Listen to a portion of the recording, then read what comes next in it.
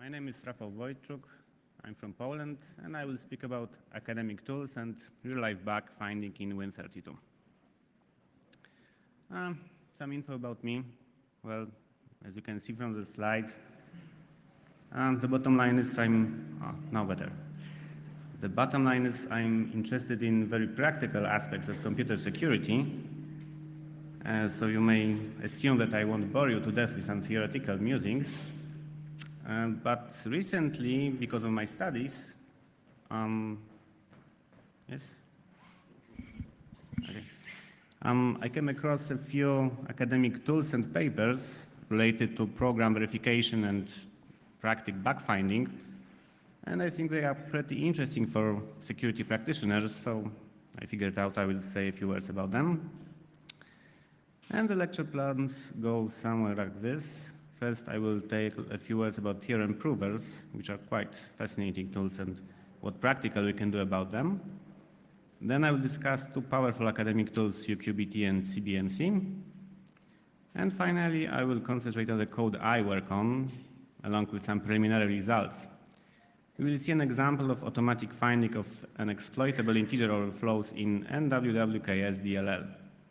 And this issue was addressed by a recent Microsoft bulletin, so as you can see, this is pretty recent stuff and not something totally theoretical. Okay, we start with some theoretical background, which is interesting in itself, and well, it's also important because it will clarify some design decisions which I had to make when working with my tool.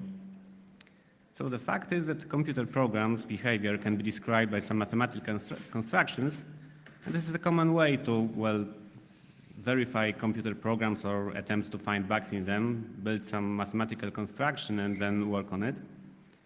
So the obvious thing is that we need some engine which is capable of working on such models. And this is precisely what theorem provers were written for. They are the computer programs capable of proving certain range of mathematical theories.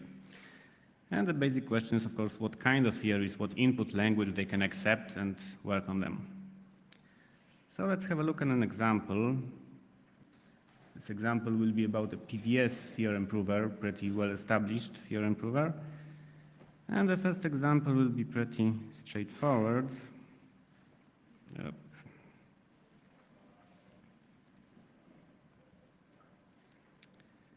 Okay, I hope it's well visible, even for the guys in the back rows. Anyway. In this example, you can see we have three variables, ABC. All of them are of Boolean type. And we have a simple statement, lemma, you may say, that this statement is always true, right? And, well, I'm not sure if it's totally trivial or not. Anyway, we can prove it automatically by invoking the prover.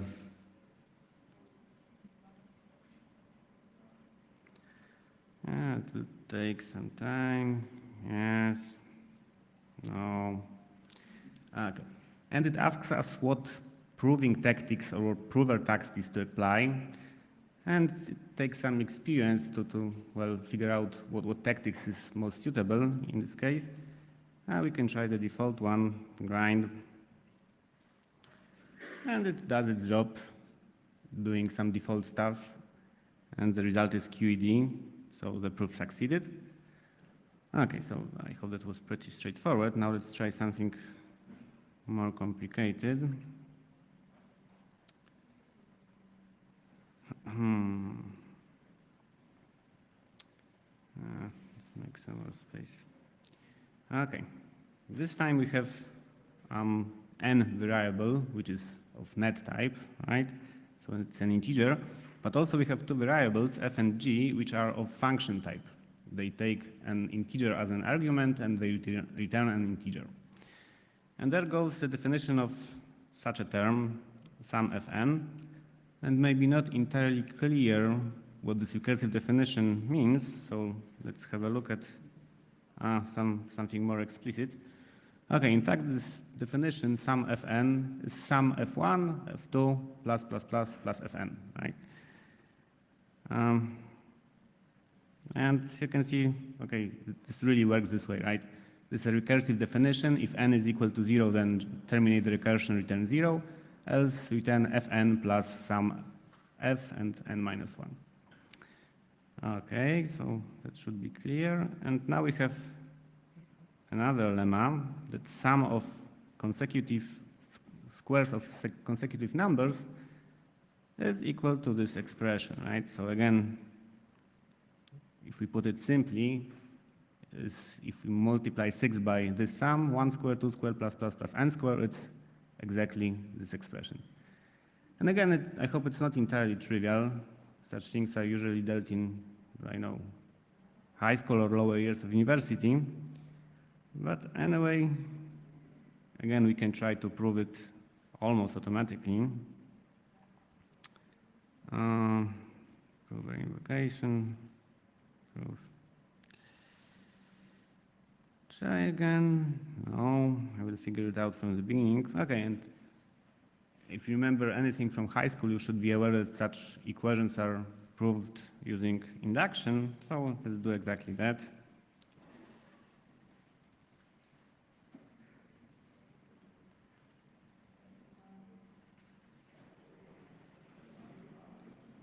And again, it does the job, verifies it for 0, for other values it must use induction. And again, there should be some nice QED somewhere in the above.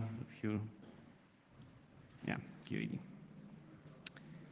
Okay, so this is a more complicated example. And another lemma is that you can basically switch the order of addition. So we have a function which is a sum of f and g, and you apply sum to it. You can split it into two operations. Again, I have written it down here, right? So if you have sum f plus g and n, you can first apply this operation, sum fn, and then add it sum gn. And again, this is pretty, well, maybe trivial, maybe not, whatever. But the important thing here is that apparently, in this example, the f and g variables are unbound. They are completely free, right? In the previous example, in the sum of squares, this variable was assigned to the square function. And in this example, these variables are really free. So apparently, this tool is capable of reasoning on not only on simple variables, but also on higher order variables like functions. And let's try that. And this again by induction.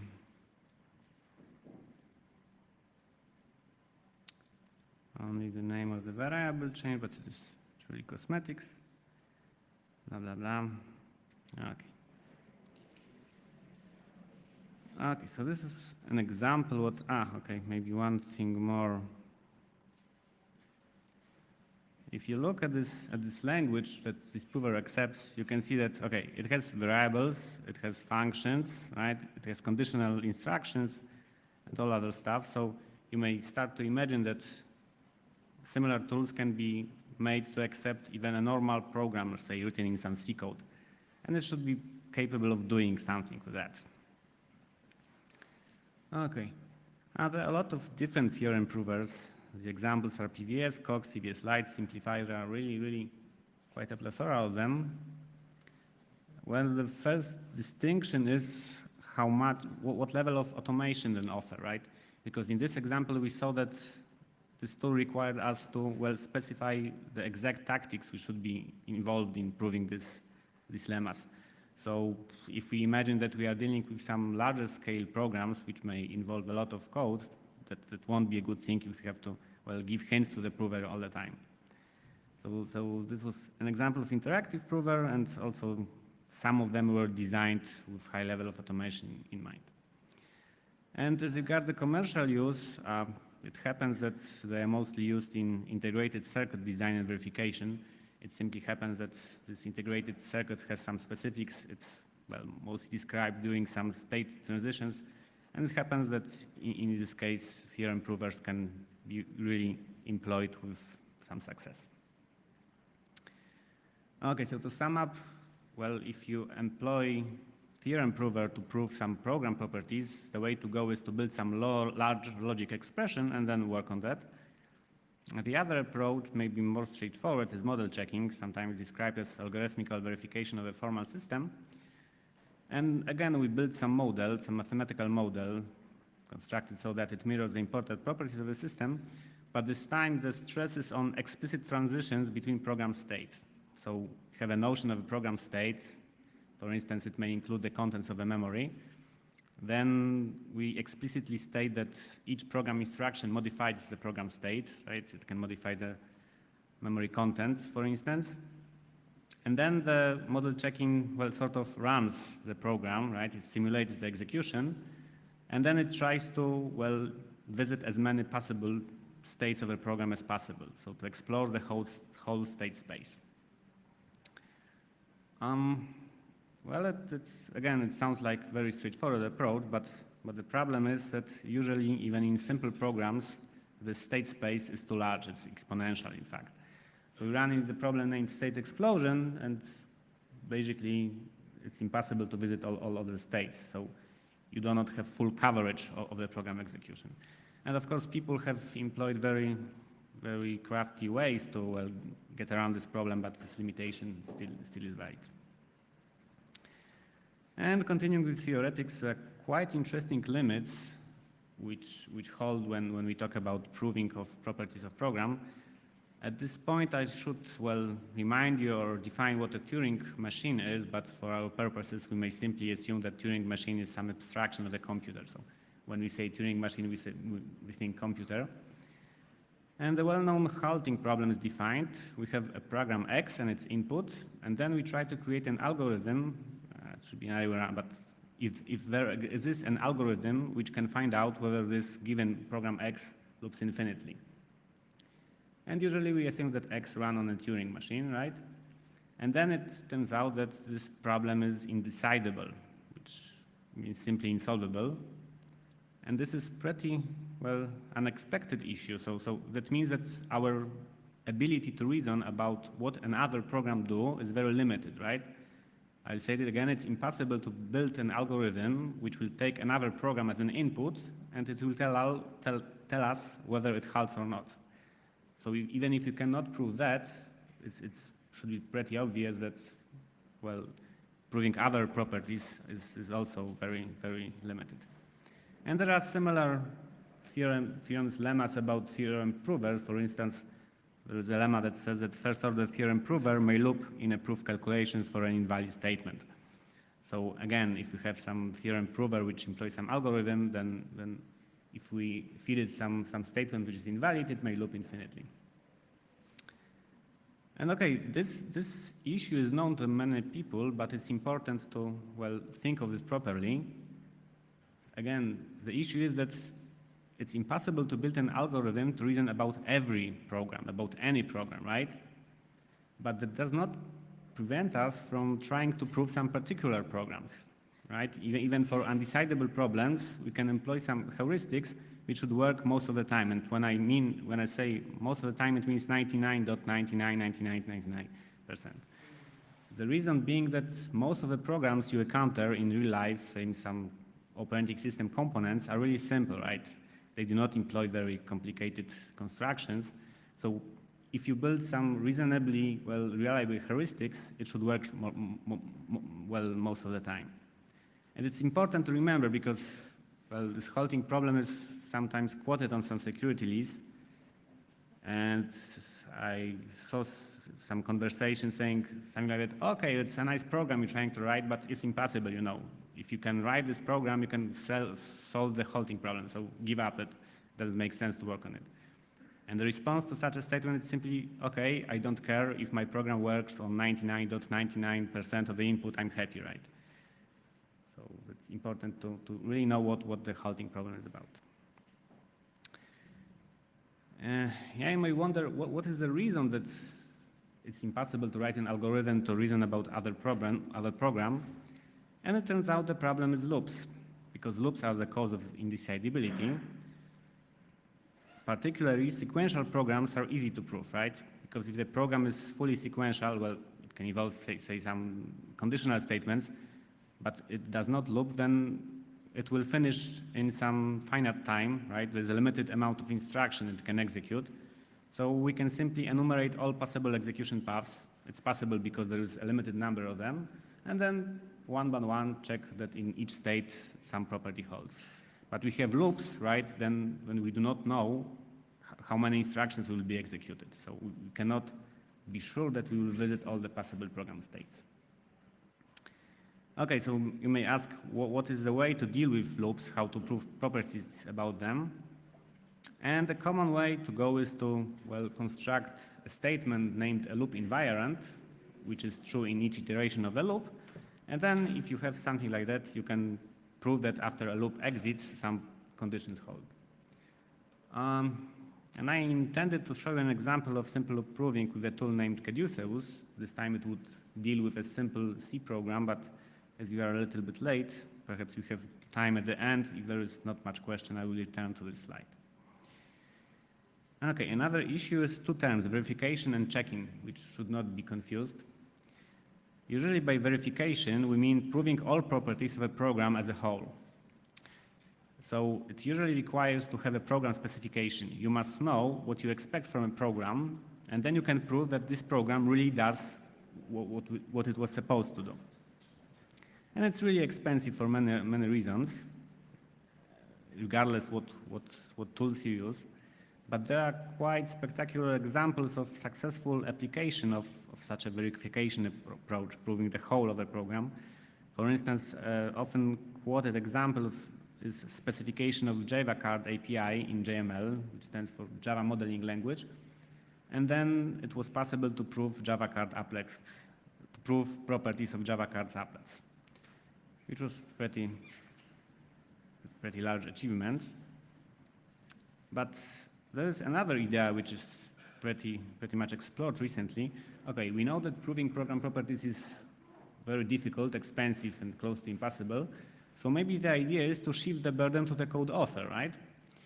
Say we have some Java virtual machine and we accept some applets from potentially untrusted source, and we may demand that the only condition that we run this applet is if they come with the proof of their property, of the correctness, right? If only you have a proof from an author that the code does not do, say, any harm to our machine, then we may allow to run it. And this idea with proof carrying code is, well, a part of a larger framework which is pretty much explored at the moment, but well, I may assume if anything will result from this research, it will be many years ahead. So we should not devote too much energy to that at the moment. Okay, and another approach is checking. Well, checking is quite a common word, but in this context, it stands in a very precise meaning. Checking means proving particular, usually local properties of a program. So we're not very interested in the whole behavior of a program as a whole, but we just want to figure out some very local properties of a program. And it's very similar to a typical security audit. For instance, if you audit a C code, right, usually the first thing you do is to check whether it uses some unsafe library functions, like strcpy, sprint, or something like that. So you look at it very locally, right? You look only at the piece of code which is around some potentially vulnerable place, and you look if it's safe. And checking employs similar approach. So you have some set of properties which are pretty local. You do not need to understand the whole program flow to prove it, and then you try to prove this. An example,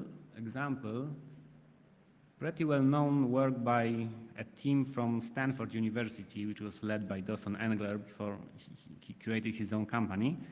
Anyway, they created a set of tools which were capable of, well, working on the whole source of Linux 25x. And one of the study was verification if kernel uses the user-provided pointers correctly.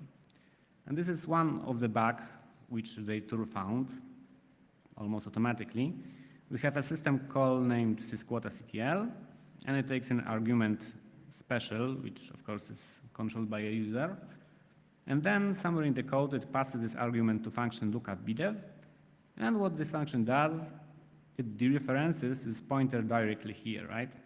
If it's not 0, it dereferences it directly. And of course, if user passes something invalid here, say some pointer into equal to 1 or anything invalid but not null, right? Then we will get a kernel exception when dereferencing this pointer, which is obviously a bad thing. So to reiterate, the tool was capable of finding such bugs almost automatically. So it's quite an achievement. So this is an example of checking approach, right? You just focus on proper access to pointer provided by a user, and they check each invocation, well, each possible place when some incorrect operation can take place.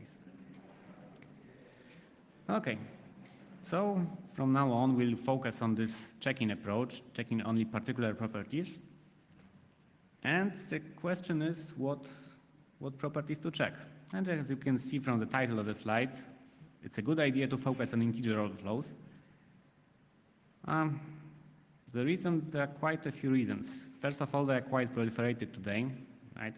For instance, in the recent patch for GDI32 DLL, over 50 integer overflow checks were added to a single library. So it's pretty impressive for me. So there was potentially 50 integer overflows in this library. So it's something very unique. They can lead to buffer overflow. Okay, let's have a look at an example in such case, if you're not totally familiar with the subject. Okay, I hope it's visible. Okay, this is an example of the function which has an integer overflow. You can see it takes some argument which is length, some pointer to data, and it tries to allocate a block of memory which will be a multiple of 16, right? Nicely aligned. So it checks whether the size is divisible by 16. If not, it adds 15, then it nullifies the lowest 4 bits. And we should here have a size which is greater than the initial length, but divisible by 16. So there is this assertion, right? That size is greater than the initial length. But of course, it's not true. This is not a correct code, because if len and then size is close to the maximal value of an integer, right, to 4 gigs, if we add 15 to that, it will overlap, right? It will become a small number. And then if we allocate only a small amount of memory and copy the initial length into this small buffer, we'll get a buffer overflow, and probably we can take control over the execution of the program. So this is an example. Okay, the important thing is that integer overflows are well suited to be searched for automatically. The reason being that usually they exist not because of some computation which exists in a loop, right?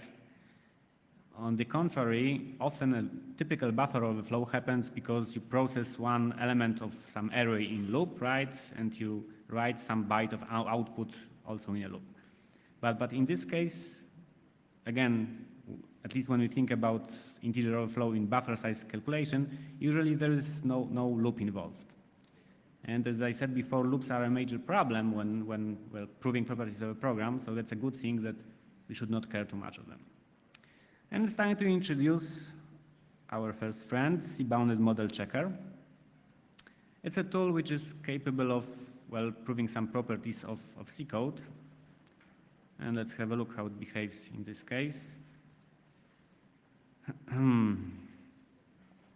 It's a script that invokes CBMC. You simply pass it the name of the file, which function to prove. And if you pass it this vulnerable code to the prover, it immediately reports that the verification failed, and it even presents you an counter example, right? So if size is initially, say it is match, which is the binary representation is here.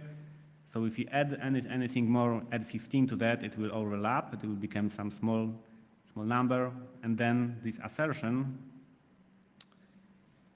will be violated. So that's good. This tool is capable of fully automatically find an integer overflow bug, but it's even better, namely, if you fix this code. How can you fix it? It's simple. Just add some check. If size is greater than, 10,000, right? You do not expect anything larger to come by, so we exit, right? So this time there is no integer overflow, because if we get to this instruction, we have the certainty that size is small. Okay? And now run it again. And this time the verification succeeds. So that's good, because it's apparent that there is a chance that we don't get too much false positives when running these tools. If there are appropriate checks for integer overflow, it should be catched by this prover, and we will not get false alerts, which is a good thing. Of course, I could talk a little while about features about this tool. Well, the important thing is, well, it has some features which are not present in other tools. For instance, bitwise operations.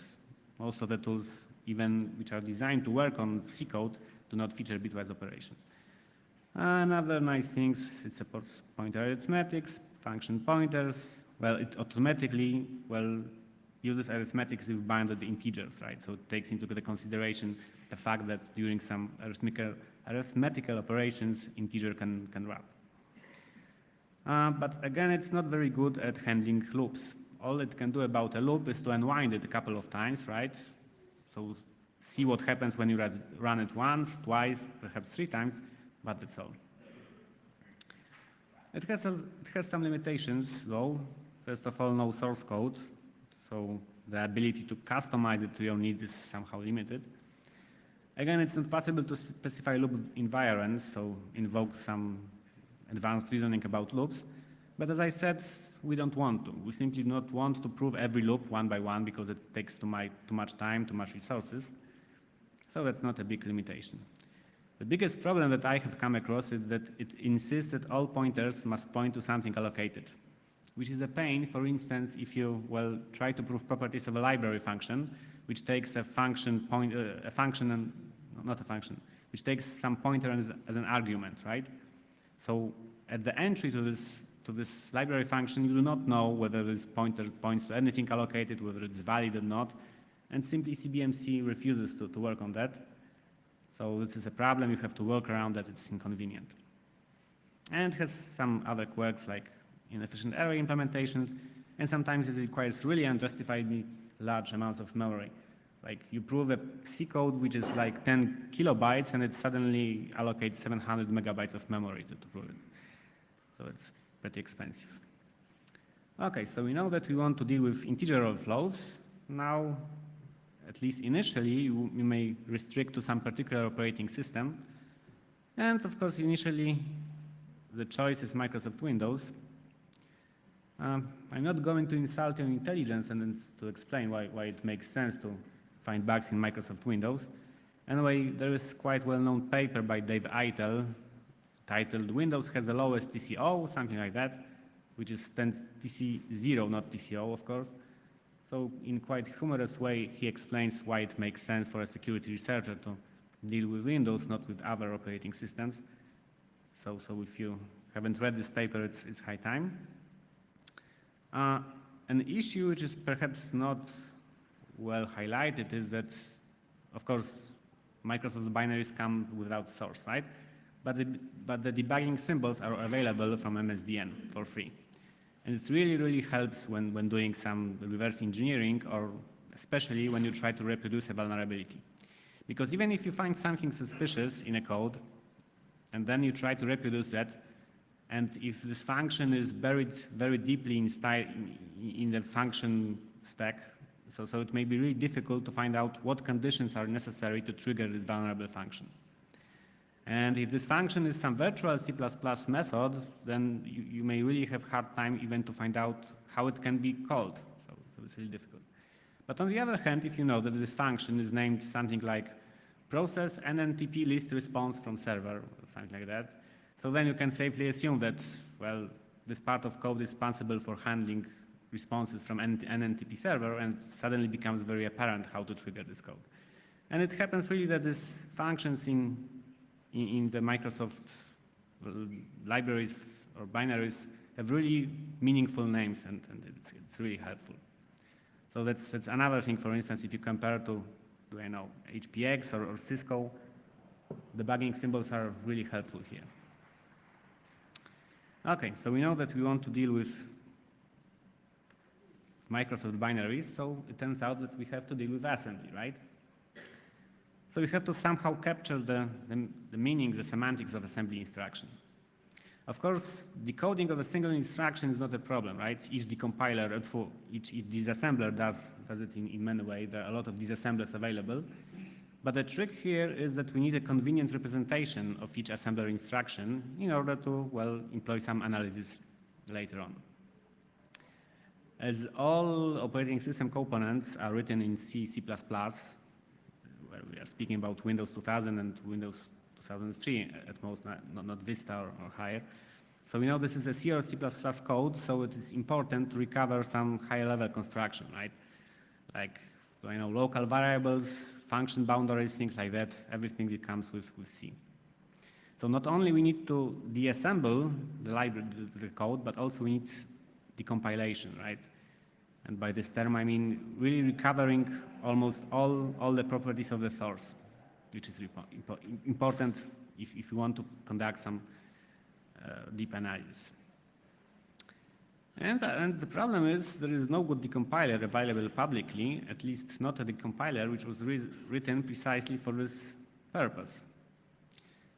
And I can hear some of you murmuring that, man, why don't you use IDA? It's perfect, everybody uses that, right? What's the problem? And that may sound as blasphemy, but IDS has numerous disadvantages, at least for my purposes. First problem is lack of documentation, besides the include files which are available in SDK. I really spent a lot of time trying to figure out the exact capabilities, well, some more advanced capabilities that IDA can offer, and it was really difficult. Simply lack of documentation is really aggravating. Of course, it's not open source, so again, you cannot fix it on the fly or adjust it on the fly. And from what I have learned by pounding and this include files, it seems the internal representation of assembly employed by IDA is very close to the assembly. No abstraction is performed. You can simply have all arguments to a single assembly instruction, but very little processing is done on that. And it happens there is a better tool available. It's UQBT, which stands for University of Queensland Binary Translator.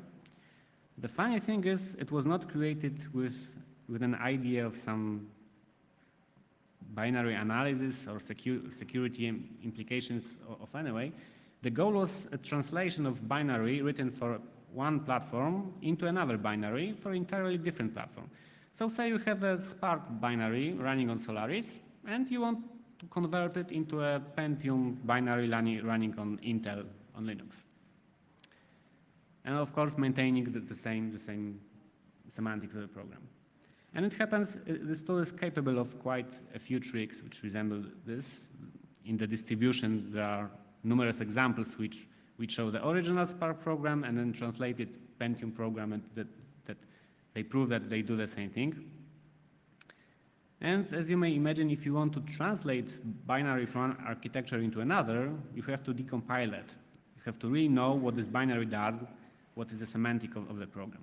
And that's why this tool is pretty useful for my purposes. This project is quite large. A lot of people worked for a long time on that. It supports architectures like i386, Spark, FPGA, MC68K, a few binary file formats, ELF, DOS, exe, PE to some extent, but they mostly focus on ELF format. But the most important thing is they have very convenient instruction representation. In fact, they have some sort of metacode, some intermediate level assembly or whatever you name it. Anyhow, it's called semantic strings. The main C++ class that implements it is called semantic strings. And this class is responsible for holding the meaning of all instructions, all assignments, all statements. For instance, the same representation is used no matter what was the architecture of the source binary. So no matter if you analyze Spark binary or Intel binary, it gets translated to the same representation, right? So it's apparent that you can abstract of any dependencies on the original architecture, which is very good. Also, they have a lot of code which work on this representation. So for instance, if you want to translate it, perform some additional analysis, it's very helpful. For instance, there is a function which takes a semantic string as an argument and some substring, and it can change, for instance, each occurrence of, say, EBP register plus something into a local variable. There's a single function to do that. And if I wanted to write it in some IDA scripts or plugins, that would really take a lot of time. And in this case, there's a lot of code were available. Also, UQBT is capable of emitting C code from assembly, so it really performs like a real decompiler, produces equivalent C code, well, more or less equivalent. In fact, all our analysis related to integer overflow finding will be done at the semantic strings level, but as we saw, CBMC prover works on the C code, right? So it's important to feed it something it can work off. So the capability of emitting C code is important. And finally, the code is with BSD license, excellent documentation. There is, as far as I remember, like 200, 300 pages of PDF documentation in the distribution, really describing every bit of functionality. So it's really great. Again, unfortunately, there are some problems when applying QBT to at least to win32 files. There was a number of problems. Some were difficult, some were not. For instance, only CDEC calling convention was recognized because that's what is used mostly in Unix world. But unfortunately, on win32, at least 3 different conventions are commonly used. So it was a problem. Okay, there's quite a lot of things that were missing. And if you're interested in gory details, what was missing and how I approached this, you can read the paper, which is available on the Congress website along with the slides. But it's not totally important at this moment. There are some technical issues. Well, the important thing is that I fixed or worked around the above problems, right? Which took me quite a lot of time, but well, the state of the tool is now that it's more or less working. So maybe let's just summarize what we will intend to do. We will take some Windows binary. We will feed it into UQBT ng tool, which we should decompile that, produce some C code, and also it will add assertions which check for integer overflows. And then if we have such a C code, we will feed it into CBMC theorem prover or model checker, which will find whether this assertion holds in each possible execution. And then we should get some either verification succeeded that it's not possible to cause an integer overflow here, or verification failed, which may mean there is an integer overflow. So the last thing is to add checks for integer overflow in buffer size allocation, right? Of course, integer overflow can happen in many places, but well, it's most dangerous when it happens in buffer size allocation. And again, it's another thing I have assumed, right? So we have this example, like we have local alloc call, which allocates memory with its library function, and takes EEX as an argument, the size. And somewhere before, we have an assignment to EEX. So the algorithm is find all calls to function which allocate memory. For each call, find an instruction which calculates the actual size, and then look if integer overflow can happen here. And as we look here, of course, we have 2 additions, right? And each of these additions can result in integer overflow. So we should add an assertion here, checking for both additions. Also, we have a multiplication. Integer overflow can happen here as well. So another assertion is due. But also, we have to find the assignments which assign EDI and ECX register, right? Because integer overflow could happen even earlier. So again, we have to backtrace the execution to the instruction which assigns EDI or ECX, and then apply the similar checks there. And to sum up, the checks are added for integer overflow in addition, multiplication, and 32-bit to 60-bit conversion, which can happen if you mix integer and short variables. And another thing is to remove all the loops, another simplification. but it's required for CBMC to function properly. And again, as I tried to convince you, it should not introduce too much false positives, neither negatives. Okay, and this is some sample results, again with the library I mentioned. But I think first we will try to run it. Okay, this is a result of the previous run, so let's remove it.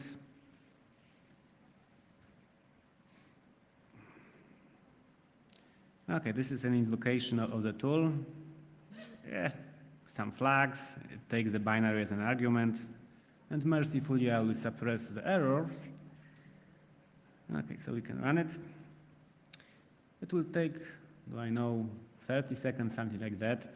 This binary is like 60 kilobytes long, if I remember correctly, right? 60 kilobytes.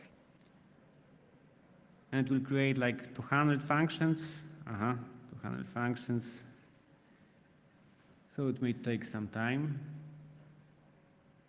Okay. So this directory was recreated, right? And as you can see, it contains a lot of files, which are, each file contains one function from the assembly. Okay, so we have the decompiled source. So now we can run the prover, right?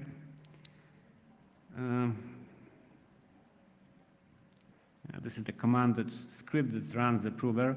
It does not do anything special besides setting the resource limit. So if this model checker requires too much memory, it won't blow the computer. And basically, it just checks one C file by one. Okay, so let's run it. Again, it will take quite a lot of time. All these functions will be checked in about 6 minutes or so. So we won't wait until it finishes. Instead, we can have a look at the output of the tool. Let's take some sample function. Okay, this is an output of IDA, so you should be familiar with it. And we can have a look how it was translated into C code by UKBNT. This dsclen instruction matches this one, and you can see that some assertions were added. And of course, assertions are not added after each arithmetic instruction. The reason why they were added is because somewhere below, okay, here we have a local alloc call. And if you backtrace the size arguments, somewhere it's assigned here, you will probably arrive at this point. Okay, so let's see how it works. In the assembly, you call dsclen and multiply the results by 2, right? You shift EAX by 1 left. And we see it's translated properly. Okay, you can figure out that I24 is the representation of EAX register. So it's assigned the return of this function. And then you multiply it by 2. And again, you have to check for possible integer overflow. So you just check whether I24 is smaller than the half of the maximal integer value. Somewhere below, for instance, we have an addition, right? Add EAX15 in hex. And it should be somewhere here, I assume. Where is it? 15 hex is 21, right? Do you see any 21s in here? Okay, here it is. So we have this addition, and again, we have to check that EAX is smaller than maximum integer value minus 21. If it's smaller, then this addition is safe, right? No integer overflow can happen. Okay. Now let's go back to our tool. Okay, it has already processed a few functions. And you can see that in one case, almost in all of them, you have verification successful, right? But in one case, verification failed. And if you inspect this function more carefully, you will see that there is a real integer overflow in there, exploitable one, which is a nice thing. Okay, let's return to the statistic page. Okay, this many functions were generated. The important thing is that very little additional information has to be provided. I did not have to specify the calling convention of each of the function in the code, but only 3 of them. Only 3 did not comply to some heuristics. Also, I did not have to specify the meaning or the semantics of all library functions. I don't remember how many library functions were important, but in the order of 30, something like that. And I had to specify a simplified semantics of only 2 of them, vsclen and strlen. And it was important because it was necessary to suppress some false positives. Because you can assume usually that the value returned from strlen and vsclen cannot be arbitrarily large, right? Because you have to transfer the string over the network or anyhow, and cannot occupy more than 4 gigabytes, right? So the value is pretty limited. And as far as I remember, for instance, RPC specifications, the DCE RPC specification limits some size of the strings, right? So I had to specify that the size of the string is less than 16 megabytes, which well, it resulted in suppressing quite a few of false positives. And the full run of the checker takes about 6 minutes, and totally it's 7 failed assertions alert are raised, right? So in 7 points, there are something suspicious. And if you analyze it manually, you get 3 of them are real bugs. So it's pretty nice. I haven't mentioned that, but of course I ran these tests on the version of the binary from, September. So it's the vulnerable one, the one which was fixed by a recent Microsoft bulletin. So of course this is not a new bug, but it was just a nice test to run it against a binary with known vulnerabilities. Okay, and finally a few words about status and to-do. The code is highly preliminary. Well, it's put together by strings. A lot of work should be done to make it more useful and reliable. It should be made more configurable. Well, it should work better on pointers converted from integers. Because if you decompile the assembly, you often get such statements that some pointer is assigned an integer. And CBMC does not work too well on such input, so some additional work has to be invested in that.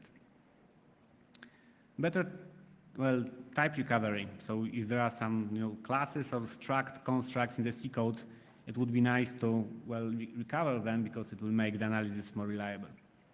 I think there will be some talk later today about automatic recovery of structures in the assembly, so that it could be quite instructive to listen to that. Another thing which is important is better support for computer execution direction, like C++ virtual functions or optimized switch statements.